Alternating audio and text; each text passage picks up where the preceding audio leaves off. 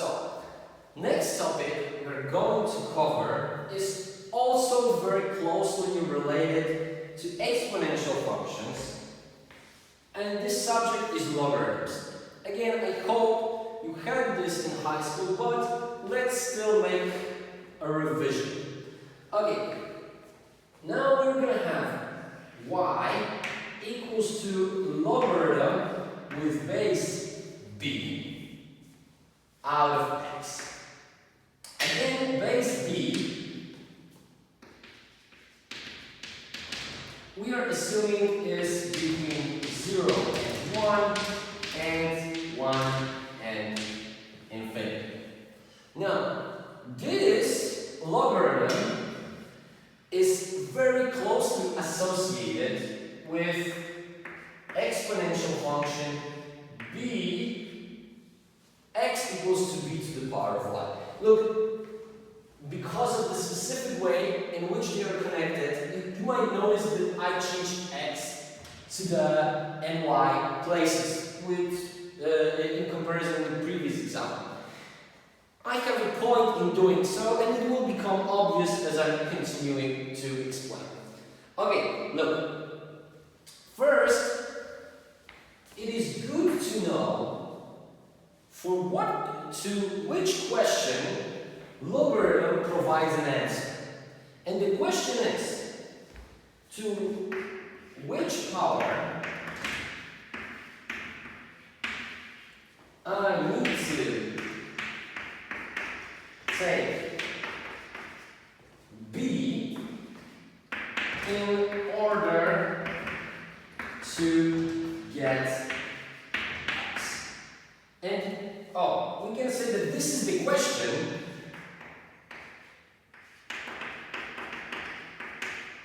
And of course the answer is y. Okay, now I hope you will see the connection. To which power I need to take b in order to get x? The answer is y. Because b to the power of y is equal to x. Okay, let's do a couple of examples. I think this will make things easier. If I have a logarithm with base 2 out of 8, this is equal to 3. Because 2 to the power of 3 is equal to 8. So look, it's like if you're trying to solve the logarithm, it's like you need to assess to which power you need to take 2 in order to get 8. Okay, let's do a couple more examples. I hope everything will become apparent. Okay, if I have logarithm with base 1 over 2 out of 16, this is negative 4. Why?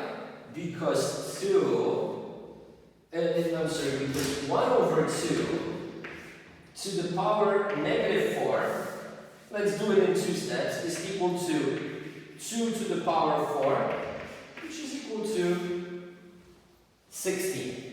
Right? Now, if I have a logarithm with base 3 out of 1 over 27, this is equal to negative 3. Why? Because 3 to the power negative 3, first we will get 1 over 3, times 1 over 3, 1 over 9, 1 over 27. Okay, if I have logarithm with base 2 out of 64, it is 6, because 2 to the power of 6 is 2, 4, 8, 16, 32, 64. Yeah, so basically this is how the logarithms work. Let's consider a couple of special cases. Now, what if I would have a logarithm with base 7 out of 1? the answer is of course 0, because 7 to the power of 0 is 1. Okay, let's try something different. Logarithm with base 17 out of 17 is 1, because 17 to the power of 1 is 17. Let's try something different. What about logarithm with base negative 2 out of 4? Well, we clearly see that this is a negative base. We are not interested in this case. Now, what about logarithm with base 2 out of negative 4? Now, if I take 2 to any power, can I get any real power? Can I get negative 4? Well, it's impossible. Now, what is logarithm with base 2 out of 0? Again, can I take 2 to any power, get 0? Impossible. Okay, and look, basically this is how logarithms work.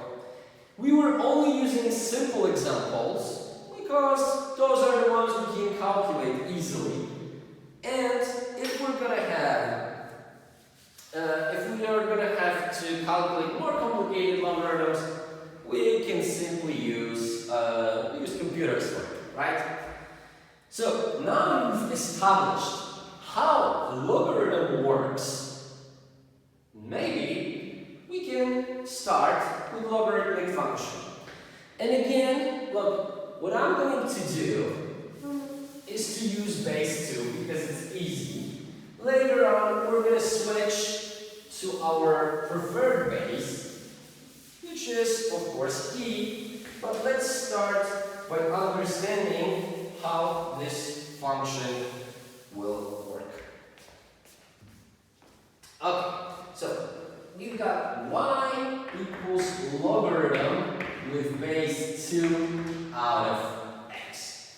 Okay, and just as we always do, we're going to start with a table.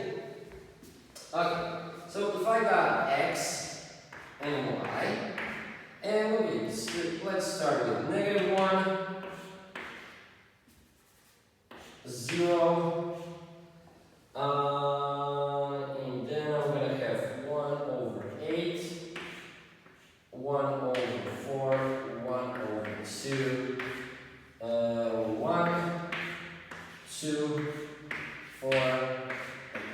I know that the values I'm choosing here are a little bit odd, but there is a method to my madness, actually, in this case, clearly. Okay, so let's start with the numbers. If x is -1, then y is, we can get negative number out of 2, right? Then, if x is 0, again, can I transform somehow 2 into 0? No. And this brings us to the first thing we can do, is that we need to restrain x to be strictly positive, right? X must be bigger than 0. So look, it tells us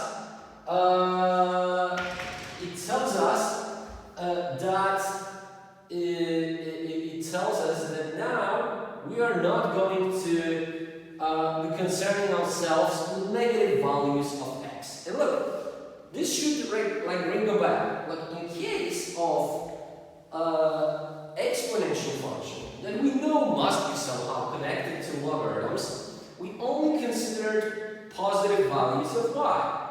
Now we have positive values of x. There must be something to it. But we will get to it later. Okay, let's start over here. In order, if x is 1, to which power I need to take 2 to get 1? Of course 0. If x is 2, to which power I need to get 2 in order to get to 1? Then of course 2, and then of course a third.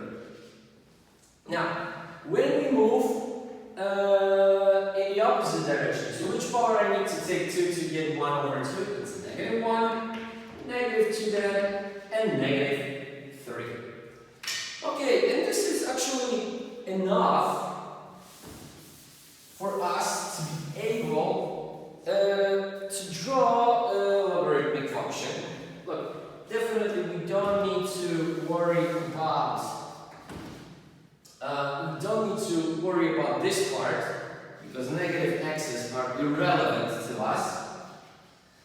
And so, the best place to start is at 1, because now look, if x is 1, y is 0. And now look, then x increases by 1. But look, I increased here, x's in here are increasing by a bigger and bigger and bigger and bigger number, while y is always increasing by 1 unit here, which means that actually this function is growing, but it's growing slower and slower and slower. This is an example of a concave function. Now,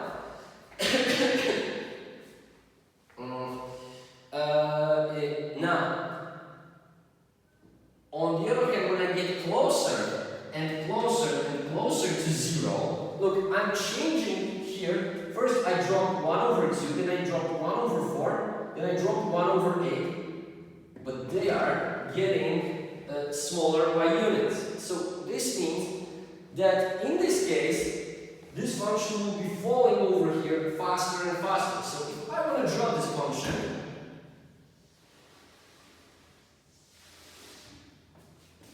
it will look something like that. It is extremely steep at the beginning, but then it gets flatter and flatter and flatter.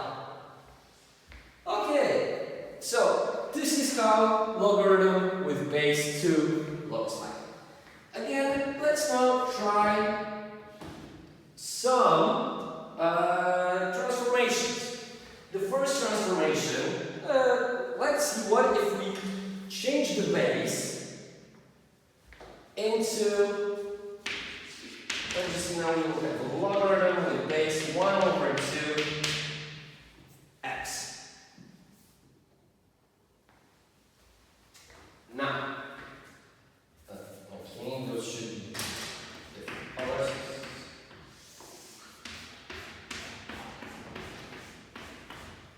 Let's see what is happening over here. Of course, here we will still have 0. So which power I need to take 2 in order to get, I need to take 1 over 2 in order to get 2? It's negative 1, so here we will have negative 2, negative 3, and as you might guess, at this moment, 1, 2, 3. Of course here, no 1. So, how should I draw this function? Look, basically, what I see over here is that everything that used to be positive became negative, and everything that used to be negative became positive. So look, if I'm going to switch the base like this, it's the same as I would have negative logarithm with base 2 out of x. Right? And when we put minus in front of the function, it means that everything that used to be positive becomes negative. Negative becomes positive. So we will have mirror reflection with respect to x-axis. So now the function we are looking at looks like this. Okay, and now one more thing you should notice about logarithmic function is that it gets closer and closer to 0, but never reaches it, right? So this time, we should expect to have asymptote over here. And again, this brings us to another connection between logarithmic and exponential function. Exponential function had an asymptote covering x-axis. Logarithmic function has an asymptote covering y-axis. Okay, definitely there must be something to it. Okay, so I think we know enough about logarithmic function to try some transformations. Okay, let me read this. The first transformation I would like to do, we'll start all over here.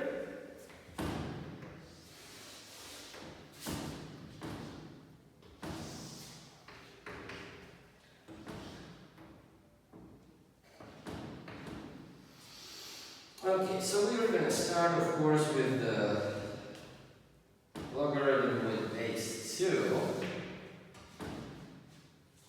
And look, the first transformation I want to do is transformation logarithm with base 2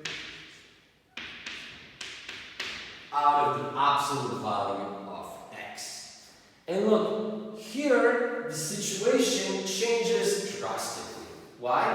Because look, we require x to be positive. But look, if I impose absolute value of x, it means that I can permit positive and negative values because absolute value will change them into positive ones anyway. So look, in this case, x just can't be 0.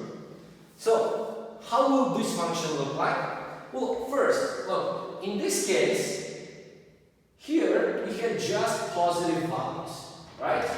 So this part of the function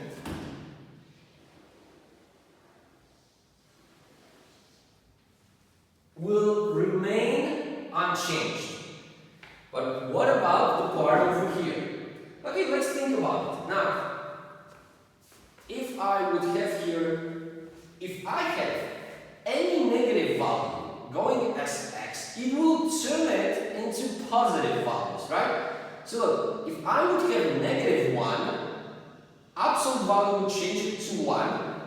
I can read it from here that the value of the function will be 0 and negative 1. Because remember, negative 1, absolute value changes it to 1, and we know the value is 0. Now, what if the value would be negative 2? Negative 2 is changed to 2, 1, negative 4. And look, the same goes here. Negative 1 over 2 turns into 1 over 2, negative 1. So, what we are obtaining here is a mirror reflection of the function we had previously. But haven't we done this transformation anywhere before? Well, in the previous example, in the previous video, when we were discussing exponential function, this is exactly what we did. What we did is that we took the when we imposed absolute value on x, we saw that everything that was here was reflected here. The only new thing here is that now we were able to include more points, more x's into that domain.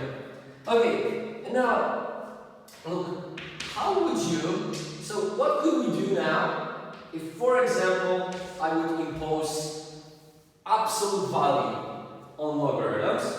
Well, this would tell us that everything that used to be non-negative, so zeros and positive numbers, are staying the same, and those two parts that are negative need to be reflected with respect to x-axis and become positive. So this is the function that we would obtain. Now, of course, I'm sorry, I went a little bit too far with this. Why? Okay, there's just one more. Okay, let's try one more thing, and we will do it without the table because I hope at this moment you already know how to do most of the transformations.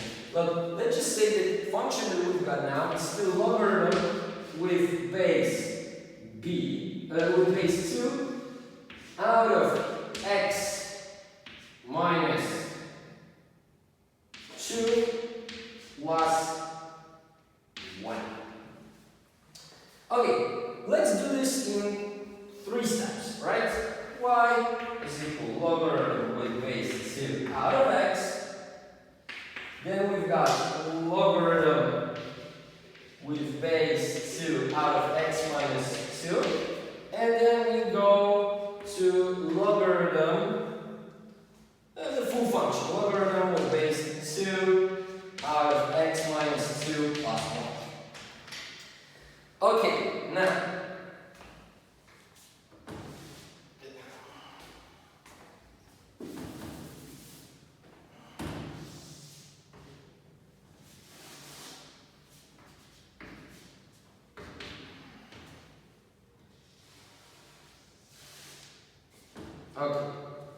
first thing we need to do is to deal with x minus 2, right? Minus 2. This minus 2 is next to x, not outside the function, but within the function, inside the function. So it means because there's a minus, we need to move this function 2 units to the right. And we remember that there is an invisible asymptote over here. So we move it at 2 over here. And then we just draw the same function in with respect to this asymptote. And then in the last step, look, we need to move this function up by 1. So this point would end up over here now. So the function we would have is going to look like this. But I think that at this moment, like all those transformations should be really easy to understand for you. Okay, so now we've learned a lot about logarithms, but we've been using a base which is not the preferred base. So, of course, the base that we are going to use is the base E. Again, we were not using it in examples simply because it's hard to calculate. But logarithm with base E, we're going to call natural logarithm. Just like natural exponential function, so exponential function with E, it has a very nice mathematical property, especially in terms of derivatives and integrals. But because we're going to call it a natural logarithm, we're going to write it as y equals ln x. And this ln x, as it happens to be, looks more or less like natural logarithm with logarithm with base 2. So if I want to draw y equals ln x, I would do something like this, 1, and this is it. Okay, look, now then we have, now that we've covered logarithms and exponential functions, it is time to see what is the connection between them. And look, turns out that those two functions are reciprocals of one another. So, let me show you how it works with natural logarithm, but it will work exactly the same with any other logarithms. Okay, so look, let's just say that I have a function y equals e to the power of x. Now, what I'm going to do now is I'm going to show it to you, to prove it to you, that I can transform it into logarithmic function. How am I going to do this? Now look, if I'm going to take natural logarithm of both sides of this equation, over here I'm going to have ln y, which is equal to ln e to the power of x. But we know properties of logarithms, and we know that I can take this x in the power and I can put it. Oh, wait! No, we haven't covered that. Sorry, my bad. Properties of logarithms. Before we move on, well, again, I hope you had those 3 simple properties in high school, but let's just cover them to be sure. So, first property is that logarithm of a times b is the same as let's do it with ln. But of course, it extends to all logarithms. Ln a times b is the same as logarithm of a plus natural logarithm of b. Then we've got natural logarithm of a divided by b is the same as natural logarithm of a minus natural logarithm of b. And finally, the third property, the one that we need to use even today, is that natural logarithm of a to the power of b is equal to b times ln a. Please remember those properties, but let me show you how to use them. For example, if we've got natural logarithm of 24, we can write it as natural logarithm of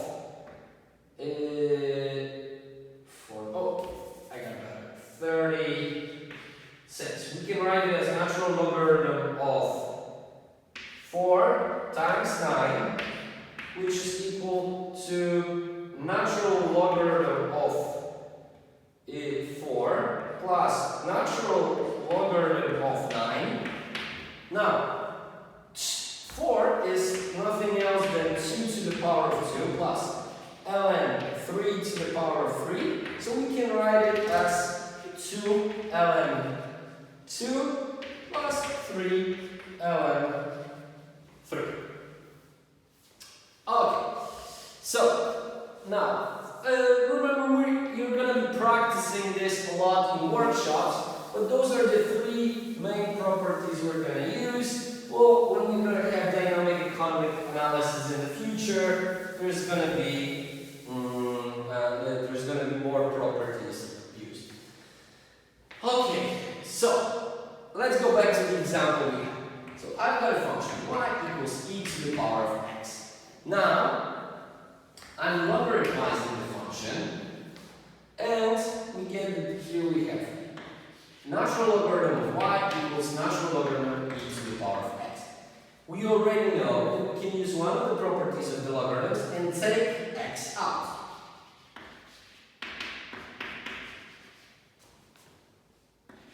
Now, how much is ln e? To which power I need to take e in order to get e? Well, to the power of 1. Which means that this is equal to 1, and we've got x equals to ln y. Now look, if I would switch x and y, places of x and y, I would obtain y equals ln x. So look, if I solve this for x, exponential function for x, I'm obtaining logarithmic function. Does it work like this from the opposite direction? It actually does. Look, if we have y equals ln x, then we need to use something a little bit more sophisticated that we call anti-log.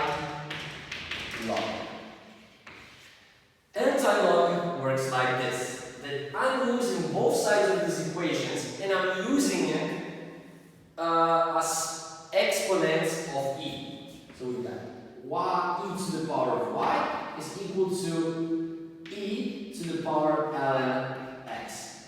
Okay, and this part is a little bit tricky, but let's explain it very much detail. Look, logarithm works like this. So,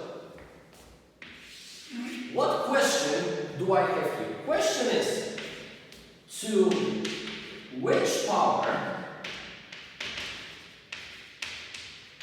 I need to say e, right, because this is natural logarithms, to get x, right? Okay, and so look, the answer to this question, let's call this answer some z, right? So, look, if answer to this question is z, this means that e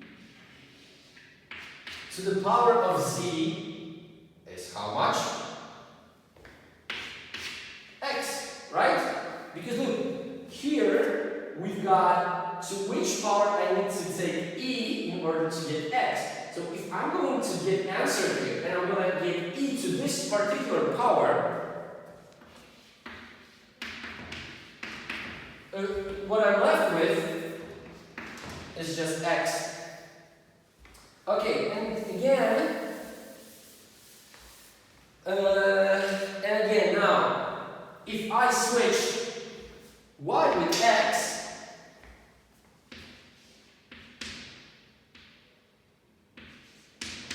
I'm getting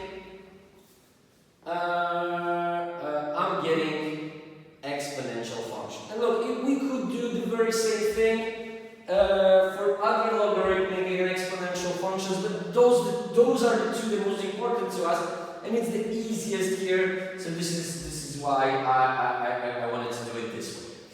Okay. So now,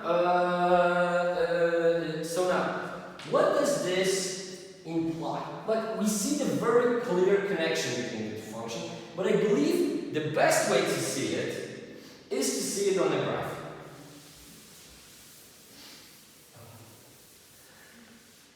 Oh, excuse me.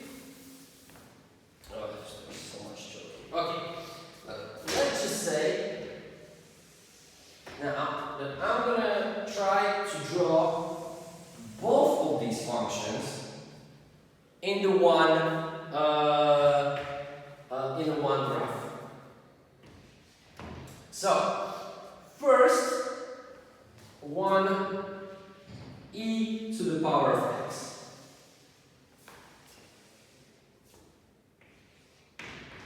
Now I'm going to draw natural logarithm of x. Do you see any connection? Of course, my picture, my graph is not perfect, but I hope you can clearly see that if I would say line y equals to x, which has 45 degrees, those two functions are mirror reflections of one another. So which means that all those distances, like this distance and this distance, are equal. This distance and this distance are equal. And the same goes over here as they look. Those functions are going like this. They are very far apart, they are getting closer and closer and closer to each other, and then they start to get apart again. And look, again we get the same things. Like, this is based on everything we already said. Like, look, e has an asymptote, e to the power of x is asymptote on horizontal axis, and an x on vertical axis. But look, let's see also the other case. What if we would have two functions, like 1 over 2 to the power of x, and 2, and natural logarithm, and logarithm with base 1 over 2. Let's draw those two functions, because this is also interesting. Okay, so first I'm going to start with the function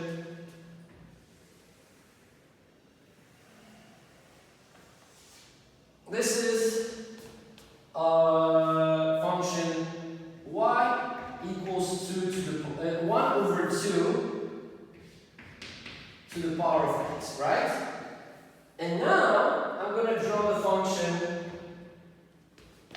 logarithm